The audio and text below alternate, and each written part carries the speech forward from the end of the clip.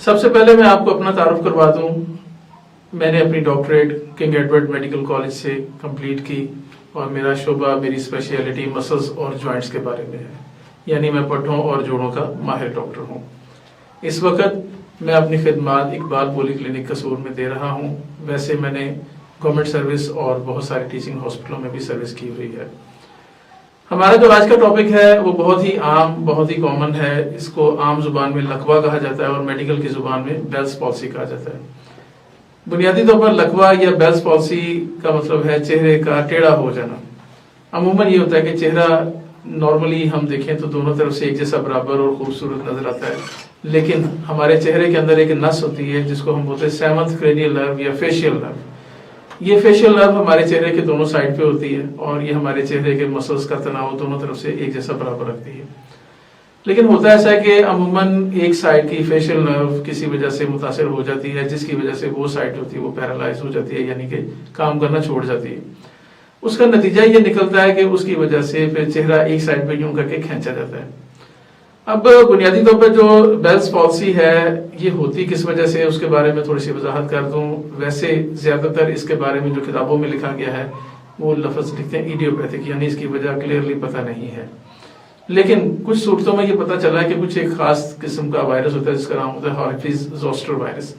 یہ ہمارے چہرے کی نس کو افیکٹ کر سکتا ہے, جس کی وجہ سے چہرہ ایک سائڈ پہ کھینچا جاتا ہے اور چہرہ ایک طرف سے کمزور ہو جاتا ہے.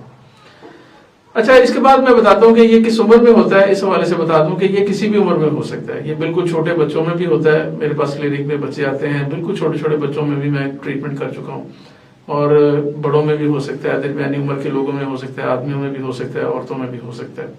یعنی اس کی کوئی مخصوص عمر نہیں ہے, ہر عمر میں ہی یہ چیز ہو سکتی ہے. یعنی کہ یہ نہیں کہہ سکتے کہ یہ صرف بچوں کی بیماری ہے یا یہ صرف بڑوں کی بیماری ہے. اچھا, اس میں علامات کیا ہوتی ہیں؟ علامات میں یہ ہے کہ چہرہ جو ہوتا ہے وہ نارملی دونوں طرف ایک جیسا, پہلے اگر ہم عام روٹین میں دیکھیں تو ایک جیسا تناؤ ایک جیسی شکل میں ہوتا ہے. لیکن یہ ہوتا ہے کہ اس مسئلے کی وجہ سے چہرہ ایک طرف سے کمزور ہو کے تو دوسری طرف سے کھینچا جاتا ہے, اور جو کمزور سائڈ ہوتی ہے وہ نیچے کی طرف لٹک جاتی ہے, جس کی وجہ سے کیا ہوتا ہے کہ جب مریض اپنے تاثرات دیتا ہے تو اس کے نارمل تاثرات نہیں آئیں گے. یعنی جب وہ ہنسے گا تو بھی منہ ایک طرف ایسے کھینچا جائے گا, اگر وہ روئے گا تو بھی منہ ایک طرف کھینچا جائے گا. اس کے علاوہ یہ ہوتا ہے کہ جب وہ کوئی بھی ایموشنل ہوتا ہے, کبھی پریشان ہوتا ہے یا بہت خوش ہوتا ہے, تو اس کے چہرے سے یہ بات واضح طور پہ دیکھی جا سکتی ہے کہ اس کا چہرہ نارمل نہیں ہے. اس کے اندر واضح طور پہ ایک بگاڑ کو فیل کیا جا سکتا ہے. اچھا, اب اس کے بعد بتاؤں کہ چہرے کے جو تاثرات ہیں اس کو چیک کرنے کے لیے مریض عام طور پر جب آئینے کے سامنے کھڑا ہوتا ہے تو اس کو دیکھنے میں بھی خود بھی اپنا چہرہ ٹیڑھا سا محسوس ہوتا ہے. لیکن جس وقت وہ ہمارے پاس آتا ہے تو پھر ہم اس کو خاص طریقے سے چہرے کے تاثرات کو چیک کرتے ہیں, اور اس کے مطابق پھر ہم پلان کرتے ہیں کہ یہ آیا کہ اس کا مسئلہ کس نوعیت کا ہے, یہ کتنے % چہرہ بگڑا ہوا ہے اور کتنے % صحیح ہے. اچھا, اس کے اندر ایک بڑا خاص پوائنٹ ہوتا ہے جس کو بولتے ہیں بیلز سائن. بیلز سائن کیا ہوتا ہے کہ بنیادی طور پر جب ہم مریض کو کہتے ہیں کہ دونوں آنکھیں بند کریں تو مریض کی ایک آنکھ بند ہوتی ہے اور ایک آنکھ کھلی رہتی ہے, اور وہ آنکھ موٹی موٹی سی فیل ہوتی ہے اور ریڈ کلر کی فیل ہوتی ہے. اس چیز کو بیلز سائن کہا جاتا ہے. یہ ایک خاص ایک علامت ہوتی ہے جو کہ لکوے کے مریضوں میں اسپیسیفکلی پائی جاتی ہے, اور جیسے جیسے ٹائم گزرتا جاتا ہے آنکھ میں ڈسٹ پڑتی ہے, روشنی پڑتی ہے تو وہ سرخ ہو جاتی ہے, جس سے پھر وہ اور بھی زیادہ سوجی سوجی سی اور ریڈ کلر کی فیل ہونے لگ جاتی ہے. اچھا, اس میں چہرے کی کوئی بھی سائڈ متاثر ہو سکتی ہے, یعنی کہ چہرے کے دائیں طرف بھی ہو سکتا ہے, چہرے کے بائیں طرف بھی ہو سکتا ہے. جس طرف کی وہ نس متاثر ہوتی ہے اس طرف کو پھر چہرہ جو ہے نا وہ کمزور ہو جاتا ہے, اور جو سائڈ نارمل ہوتی ہے وہ سائڈ اپنے تناؤ میں کھچاؤ کی وجہ سے وہ اپنی طرف دوسری سائڈ کو کھینچ رہی ہوتی ہے, جس کی وجہ سے چہرہ ایک طرف کو کھینچا سا فیل ہونے لگ جاتا ہے. اچھا, عموماً یہ دیکھا گیا ایک تو جیسے یہ وائرس ہے, جیسے میں نے بات کی کہ اس کی وجہ سے ہرپیز سمپلیکس اور ہرپیز زوسٹر یہ 2 وائرسز ہیں جن کے بارے میں کہا جاتا ہے کہ وہ ہو سکتا ہے اس کی وجہ سے. لیکن یہ بات دیکھی گئی ہے کہ یہ شدید سردی اور شدید گرمی دونوں میں عام طور پر یہ اس کی شرح جو ہے نا وہ زیادہ پائی جاتی ہے. یعنی عموماً پیشنٹ یہ بھی ہسٹری بتاتے ہیں کہ جس وقت وہ کہیں باہر نکلے تھے, منہ دھویا ہوا تھا یا ایک دم ٹھنڈی ہوا میں گئے تو اس کے بعد پھر منہ میں کھچاؤ سا فیل ہونے لگ گیا. بعض صورتوں میں منہ والی سائڈ ہلکی ہلکی سن بھی فیل ہونے لگ جاتی ہے. اچھا, اس کے علاوہ یہ ہوتا ہے کہ جب مریض سے پوچھا جاتا ہے کہ آپ کی زبان کے ذائقے میں تو نہیں فرق, تو بتاتے ہیں کہ زبان کا آگے والا 2/3 حصہ جو ہے نا وہ سن سا اور بے ذائقہ سا ہوا پڑا ہے. اس کے علاوہ اس بیماری کے اندر لوگوں کے کان کے اندر بھی شاں شاں کی آواز آنے لگ جاتی ہے. اس کے علاوہ منہ میں سے پانی ٹپکنا شروع ہو جاتا ہے. جب وہ پانی پیتے ہیں تو منہ میں سے پانی گرتا ہے. جب وہ کھانا چبانے کی کوشش کرتے ہیں تو وہ منہ میں گھوم ہی جاتا ہے جس سائڈ پہ خرابی پڑی ہوتی ہے. جب وہ دوسری سائڈ پہ استعمال کرتے ہیں تو وہ صحیح ہو جاتا ہے, جس کی وجہ سے کیا ہوتا ہے کہ مریض کو یعنی عام روٹین میں بھی کافی دقت محسوس ہوتی ہے. اچھا, جو اس کے علاوہ عام طور پر دیکھا گیا ہے کہ مریض جن میں بلڈ پریشر کا مسئلہ ہو اور جن میں شوگر کا مسئلہ ہو, اس کے اندر بھی اس کی شرح جو ہے نا وہ زیادہ ہوتی ہے نسبتاً ان لوگوں کے کہ جن میں شوگر یا بلڈ پریشر کا مسئلہ نہیں ہے. ان میں چونکہ ایک مسئلہ ہوتا ہے جس کو بولتے ہیں نیوروپیتھی, یعنی اعصابی کمزوری ہو جاتی ہے, جس کی وجہ سے عام طور پر ان کے اندر یہ مسئلہ زیادہ ہوتا ہے.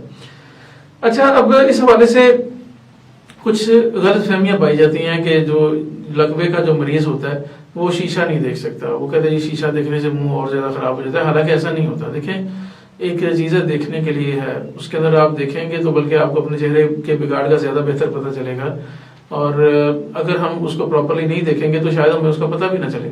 تو یہ شیشے کو دیکھنے کا اس سے کوئی گہرا تعلق کوئی بھی کسی طرح کا بھی نہیں ہے. اچھا, دوسرے نمبر پر ایک اور بھی کنسیپٹ پایا جاتا ہے کہ جی وہ کہتے ہیں کبوتر کھائیں تو اس سے بھی لقوہ ٹھیک ہو جاتا ہے.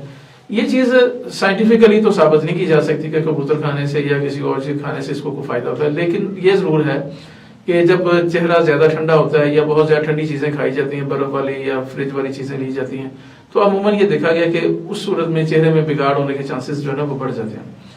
اور اس کے علاوہ یہ بھی ایک عام طور پر جو چیز پائی جاتی ہے کہ جی وہ کہتے ہیں جی زیادہ بولنے سے بھی منہ خراب ہو جاتا ہے. ایسا کچھ نہیں ہوتا, زیادہ بولنے کا اس سے کوئی تعلق نہیں ہے. صرف یہ کہہ سکتے ہیں کہ ایک طرف وہ کھینچا جاتا ہے, ادروائز اس سے خرابی کا کوئی چانس نہیں ہوتا. مطلب نارملی سب کچھ چلتا رہتا ہے, کوئی پرابلم نہیں ہے. اچھا, اب اس میں جہاں تک جو چیزیں نہیں کھا سکتے اس حوالے سے بھی میں تھوڑی سی وضاحت کر دوں. نہ کھا سکنے کے لیے جو چیز ہے نا وہ ریکمینڈ کی جاتی ہے کہ بہت زیادہ ٹھنڈی چیز, برف والی چیز ہو وہ نہ لیں. اس سے تھوڑا سا چانس ہوتا ہے کہ منہ بگڑ سکتا ہے, منہ میں تناؤ بڑھ سکتا ہے.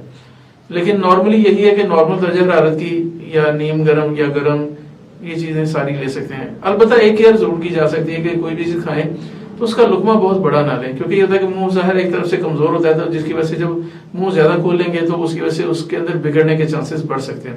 اس لیے یہ کہ جب بھی کوئی چیز کھائیں تو اس کو نارمل سائز میں لے کے کھائیں, اس کو چھوٹا ٹکڑا کر کے کھائیں تو بہتر ہے کمپیریٹیولی, لیکن یہ بھی کوئی اتنی خاص مطلب منع نہیں کی جاتی. اچھا, اس کے علاوہ جو چیز ہم ریکمینڈ کرتے ہیں دن کے ٹائم مریضوں کو کہ وہ کالی اینک لگا کے رکھا کریں, کیونکہ یہ ہوتا ہے کہ بیلز سائن کی وجہ سے آنکھ پوری طرح بند نہیں ہوتی, تو اس کی وجہ سے ڈائریکٹ روشنی اور ڈسٹ وغیرہ یہ جب آنکھوں میں پڑتی ہیں تو آنکھوں میں سے پانی گرنے لگ جاتا ہے اور آنکھ میں درد شروع ہو جاتی ہے. اس لیے دن کے ٹائم ہم ریکمینڈ کرتے ہیں کہ آپ اینک لگا کے رکھا کریں. اس کے علاوہ آپ غبارے پھلا سکتے ہیں, اس سے منہ کے پٹھوں کی ایکسرسائز ہو جاتی ہے. اس کے علاوہ چوئنگم چبا سکتے ہیں, اس سے بھی منہ کے پٹھوں کی ایکسرسائز ہو جاتی ہے. اس کے علاوہ وسلنگ کر سکتے ہیں, منہ سے سیٹی یا منہ سے ہوا جیسے باہر نکالتے ہیں اس طرح بھی کیا جا سکتا ہے. اس کے علاوہ لیڈیز کو ہم ریکمینڈ کرتے ہیں کہ آپ اپنے چہرے کو دوپٹے سے کور کر کے رکھیں. آدمیوں سے کہتے ہیں کہ آپ اپنے چہرے پہ ماسک لگا لیں, اس سے بھی آپ کے چہرے کو ڈائریکٹ ہوا وغیرہ نہیں لگتی. اور رات کے ٹائم کے لیے ہم ریکمینڈ کرتے ہیں کہ آپ جو ہے رات کو اپنی آنکھ کو کسی ڈسٹ کور سے, کسی چیز سے, ایسی چیز سے کور کر لیں تاکہ رات کو آنکھوں میں مٹی وغیرہ نہ پڑے. اچھا, یہ ہوتا ہے کہ عام طور پر ہمارے پاس جب کلینک میں یہ پیشنٹس آتے ہیں اکثر یہ ہوتا ہے کہ چہرہ بگڑا ہوتا ہے اور اس وجہ سے ان کو سوشل پرابلم بھی کافی ہوتے ہیں. یعنی معاشرے میں رہنا ظاہر ہے, لوگ ان کو دیکھتے ہیں, شاید ورنہ تو اتنا مسئلہ نہ ہو, لیکن یہ ہوتا ہے کہ جب وہ آتے ہیں تو وہ بڑے پریشان ہوتے ہیں کہ جی خدا نہ خاصا پتہ نہیں چہرے کو کیا بن گیا, پتہ نہیں ابھی کبھی ٹھیک بھی ہوگا کہ نہیں. لیکن میں آپ کو ایک اچھی بات بتانا چاہوں کہ اس کا علاج بہت ہی اچھا ممکن ہے اور یہ 100% ٹھیک ہو جاتا ہے. چہرہ بالکل اپنی روٹین میں واپس آ جاتا ہے, آپ کی مسکراہٹیں, آپ کی اسی طرح سے چہرے کی اسمائل, ہر چیز اسی طرح واپس آ سکتی ہے. صرف اور صرف ضرورت اس چیز کی ہوتی ہے کہ جو متعلقہ ڈاکٹر ہوں ان سے ملا جائے.